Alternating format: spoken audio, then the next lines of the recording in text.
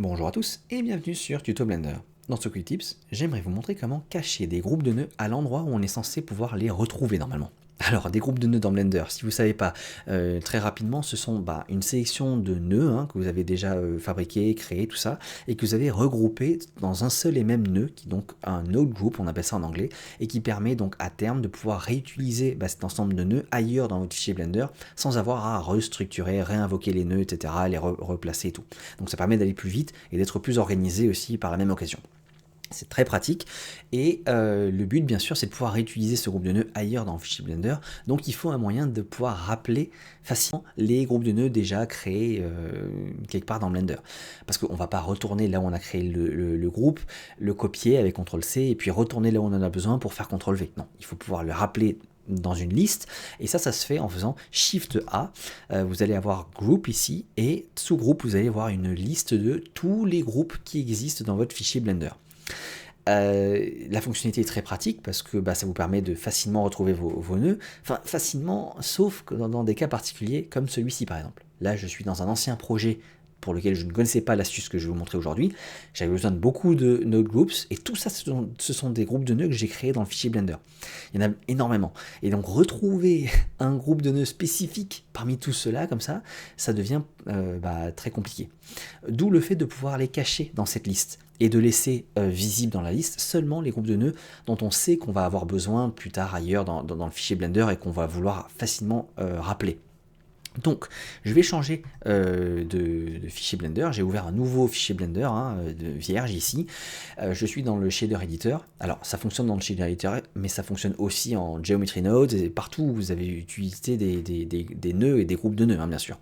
Donc là, je peux faire CTRL-T pour ajouter plusieurs nœuds ici. Le but, c'est de faire un exemple. Si je sélectionne ces nœuds et que je fais CTRL-G, voilà, j'ai créé un groupe de nœuds et je suis rentré dans le groupe de nœuds automatiquement. Pour en sortir, je peux faire tabulation. Je reviens en dehors, et là voilà, j'ai un nœud qui comprend donc les trois nœuds que j'ai groupés, qui s'appelle node group par défaut.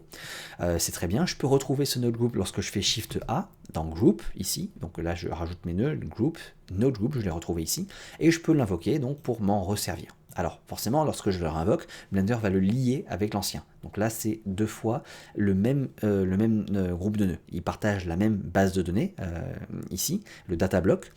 Et si je rentre dans ce nouveau que je vais créer et que je change un truc, par exemple le texture coordinates, je vais le lier à object et pas UV, je peux ressortir, rentrer dans le premier qui était ici, et lui aussi a été changé en object et plus en UV, parce qu'ils sont liés. Et on le voit avec le petit 2 qui disent qu'ils partagent le même data block. Donc si je veux le rendre unique, je peux cliquer sur ce petit 2, et là, la nomenclature a changé. Ici, ça reste node group, mais ici, ça devient nodegroup.001. Ça veut dire que là, il y a deux fois, ça a été dupliqué. Même si ici, ce sont les mêmes nœuds, eh bien, ils ne partagent plus les mêmes données. Donc là, je peux remettre sur UV, et ici, il va rester sur Object. Bref, vous avez compris. Maintenant, je peux me dire, ok, ce nœud-là, c'est juste un duplicata de l'autre qui était au-dessus. J'ai pas forcément besoin qu'il soit visible dans ma liste. Donc lui, j'aimerais le cacher, par exemple. Donc ce que je vais faire pour le cacher, c'est très simple, je vais le renommer et je vais mettre en préfixe un point. Ça y est, entrée. Et maintenant, lorsque je fais Shift A dans Group, je n'ai de visible plus que Node Group et pas le point nodegroup.001. Alors je ne vous ai pas montré, mais effectivement, si j'enlève ce point, quand j'avais dupliqué, en cliquant sur le petit 2 et en les séparant, si je fais Shift A maintenant, dans Group, j'ai Node Group et nodegroup.001. Parce que j'ai enlevé le préfixe point. Si je remets mon préfixe point, encore une fois, je peux vous montrer, hop, ça va le cacher de ma liste. Et ça, j'en aurais bien eu besoin dans mon ancien projet que je vous ai montré tout à l'heure, où j'avais pléthore de nœuds, et donc c'est plus très propre si on fait ça. Voilà, j'espère que vous avez appris quelque chose, que cette vidéo aura été utile, et moi je vous dis à la prochaine. Salut!